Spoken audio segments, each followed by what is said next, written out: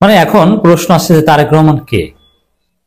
আচ্ছা, তারেক রহমানও একজন নেতা, ডাক্তার শফিকুর রহমানও একজন নেতা। তারেক রহমান যেভাবে বিতর্কিত হয়েছেন, ডাক্তার শফিকুর রহমান কি এরকম বিতর্কিত হয়েছেন? দেখাতে পারবেন? জামাত তো বিএনপির চাইতে বড় দল, এবং ডাক্তার শফিকুর রহমানের এনগেজমেন্ট তো তারেক রহমানের চাইতে বেশি। কিন্তু কই, ডাক্তার শফিকুর রহমানকে নিয়ে তো সেরকম উল্লেখযোগ্য কোনো বিতর্ক নেই। ডাক্তার শফিকুর রহমানকে তো আলু আলু শফিক, পিয়াজ শফিক কিছু বলে না। তারেক রহমানকে কেন বলে? তারেক রহমানকে নিয়ে বিএনপি বাড়াবাড়ি করতে করতে তাকে কোথায় নামিয়েছে এটা আপনাদেরকে দেখাবো, কতটা নিচে নামিয়েছে। খবর, ফেসবুকে তারেক রহমানকে নিয়ে কটূক্তির অভিযোগে মামলার আবেদন খারিজ।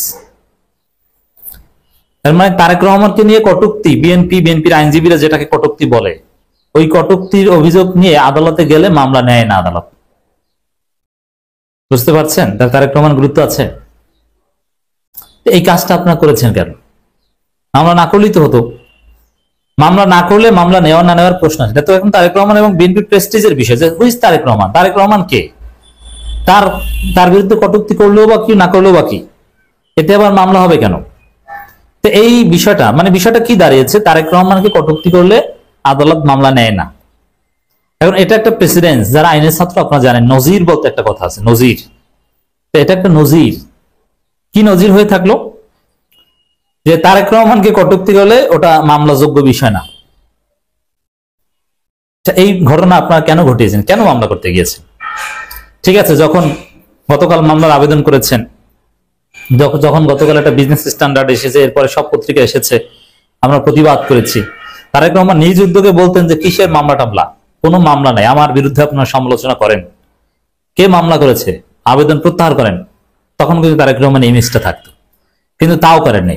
মামলার আবেদন যেমন উকিল দাঁড়িয়ে বলতে পারতো যে না না ভাই, এটা আমরা সরিয়ে নিলাম, এটা ম্যাজিস্ট্রেটের কোনো অর্ডারই দরকার নেই, মামলা ইনভেস্টিগেশনের পাঠাবে না এফআইআর হিসেবে নিবে, কোনো কিছু দরকার নাই, এইটা কোনো কটূক্তি টটুক্তি কিছু না। রাজনীতিতে মানুষ সমালোচনা করবে, যে যত জনপ্রিয় তার সমালোচনা তত বেশি হবে, হতে পারে, ব্যাপার না, যা ইচ্ছা তা বলুক। এটা করতে ভালো হতো না? সে মামলা করবেই, শাহিন আহমেদ না কোন একজন লোক তাকে জেল খাটাবে, এরকম একটা খায়েশ কি পেরেছেন? কিছু হয়েছে? এবং তারেক রহমান গুরুত্ব আছে? তারেক রহমান কে, তার অবদান কি বাংলাদেশ? কি করেছেন? সাবেক কোন প্রধানমন্ত্রী, না এমপি, না প্রাইম মিনিস্টার, না কি?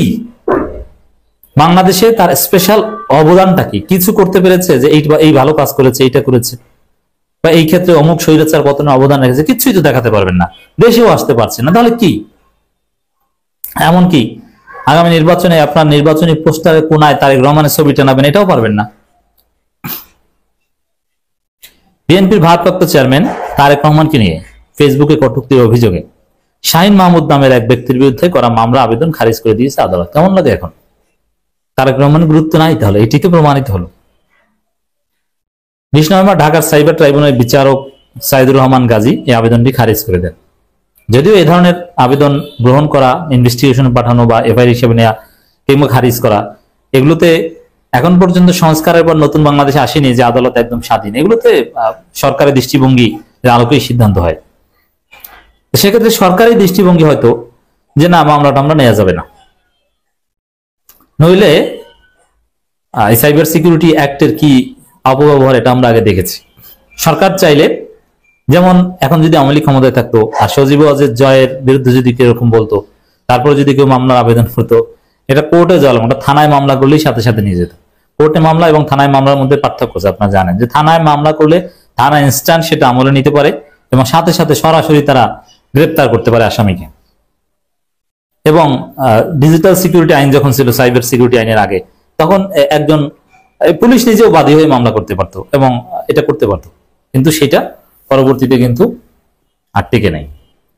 তাহলে তারেক রহমানকে বিএনপির লোকজন নিজে নামাচ্ছে। এই যে তারেক রহমান দেশে আসতে পারছেন না, দেশে আসতে না পেরে যেই ট্রলের সম্মুখীন হচ্ছেন, মান সম্মান যাচ্ছে, এটাও বিএনপির দোষ। বিএনপির একটা অংশ তাকে দেশে আসতে দিচ্ছে না, পরামর্শ দিচ্ছে আইসেন না, এই সেই, নিরাপত্তা, নানান জুজুর ভয় দেখাচ্ছে। এর পেছনেও বিএনপি দায়ী। গত বুধবার আদালতে মামলাটি করেন জাতীয়তাবাদী আইনজীবী ফোরামের সহ সাধারণ সম্পাদক ইলতুৎমিশ সওদাগর। এই সওদাগরকে কিন্তু বিএনপি বহিষ্কার করেনি অথবা তারেক রহমান কিছুই বলেনি, তার পদ পদবি সব আছে। বিএনপির সিনিয়র আইনজীবীরাও নিষেধ করেনি যে না না এটা কিছু না, এটা অগণতান্ত্রিক, কিছু বলেনি। এবং তারা আসলেই হয়তো চেয়েছিল যে তারেক রহমানের বিরুদ্ধে চারদিকে যেরকম বলে একজনকে জেল খাটিয়ে সবাইকে শিক্ষা দিই, কিন্তু না, পারলেন না, আপনার ধরা খেয়েছে। এখন এই নজির অনুযায়ী পরবর্তীতে মামলা করলে মামলা নিবে না, নিলেও সাথে সাথে জামিন হয়ে যাবে, কারণ দেখাবে যে এটা তো আগে মামলাই নেয়নি, আপনি মামলা নিয়েছেন কিসের ভিত্তিতে। এই আইন যদি বহাল থাকে, অ্যাটলিস্ট এই সরকারের আমলে এই মামলা নিবে না। এখন আপনার কি বলুন যে ক্ষমতা আসলে মামলা নেবেন, টিকতে পারবেন না। দ্বিতীয় কথা, আপনার ক্ষমতা আসতেই পারবেন না। আর এই যে মামলা নেয় না, গুরুত্বহীন হয়ে পড়লো, এটা ক্ষমতা আসার পথে আরেকটা বাধা। আদালত বাদীর জবানবন্দি নিয়ে আদেশের জন্য আজকের দিন ধার্য রাখেন। সংশ্লিষ্ট আদালতের রাষ্ট্রপক্ষের আইনজীবী রফিকুল ইসলাম প্রথম আলোকে বলেন, মামলাটির অভিযোগ সাইবার সুরক্ষা অধ্যাদেশ কভার না করায় আদালত তা খারিজ করে দিয়েছে।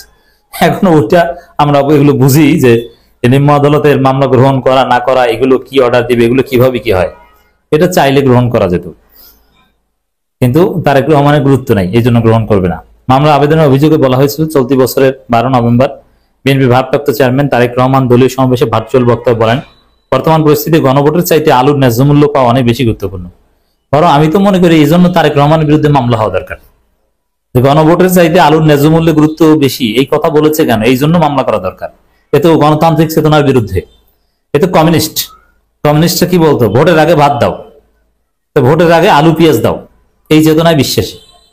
ভাগ্য ভালো যে তারেক রহমানের বিরুদ্ধে মামলা হয়নি, উল্টা মামলা করতে গেছে। আসামি শাহিন মাহমুদ 15 নভেম্বর তার ভেরিফাইড ফেসবুক আইডিতে তারেক রহমানকে উদ্দেশ্য করে পোস্ট দেন। সেখানে তিনি লেখেন, 88 কোটি টাকা দিয়ে বুলেট প্রুফ গাড়ি না কিনে ওই টাকা কৃষকদের দিলে পেঁয়াজ আলুর ন্যায্য দাম পেতে। আপনি চিন্তা করেন, এটাকে বলে নাকি কটূক্তি, গাধা কত প্রকার ও কি কি। এই জাতীয়তাবাদী আইনজীবী ফোরামের এই গর্ধব দেখিয়েছে। অভিযোগে আরো বলা হয়েছে, আসামি কাণ্ডজ্ঞানহীন ও মিথ্যা পোস্ট দিয়ে ভারপ্রাপ্ত চেয়ারম্যান তারেক রহমানের গৌরব, সম্মান, দেশপ্রেম, রাজনৈতিক দূরদর্শিতাকে এর গৌরব, সম্মান, রাজনৈতিক দূরদর্শিতাকে প্রশ্নবিদ্ধ করে হীনপ্রাস প্রস্ফুটিত হয়েছে। তারেক রহমান রাজনৈতিক ও সামাজিক গৌরবকে কলুষিত করে আসামি উদ্দেশ্যমূলক ও অপরাধমূলক কর্মকাণ্ড করেছে। এর মানে কিছু বলা যাবে না, তারেক রহমান গড নাকি, সমালোচনা করা যাবে না। এরা নাকি গণতন্ত্রে বিশ্বাস করে। মির্জা ফখরুল বলে যে বিএনপি লিবারাল ডেমোক্রেসিতে বিশ্বাস করে। বিএনপি কোনো গণতান্ত্রিক দল না। প্রমাণ, তারেক রহমান আলু পেঁয়াজের গুরুত্ব দেয় বেশি গণভোটের চাইতে। আবার এটা নিয়ে বললে মামলা করতে যায়। অপরাধমূলক আসামির দাবি করা 88 কোটি টাকার বিনিময়ে কোনো বিলাসবহুল বুলেট প্রুফ গাড়ি কেনা হয়নি। না, এখানে 88 কোটি টাকার বিনিময়ে একটা 22 কোটি হলে 4টা, সঠিক কথাই বলেছে।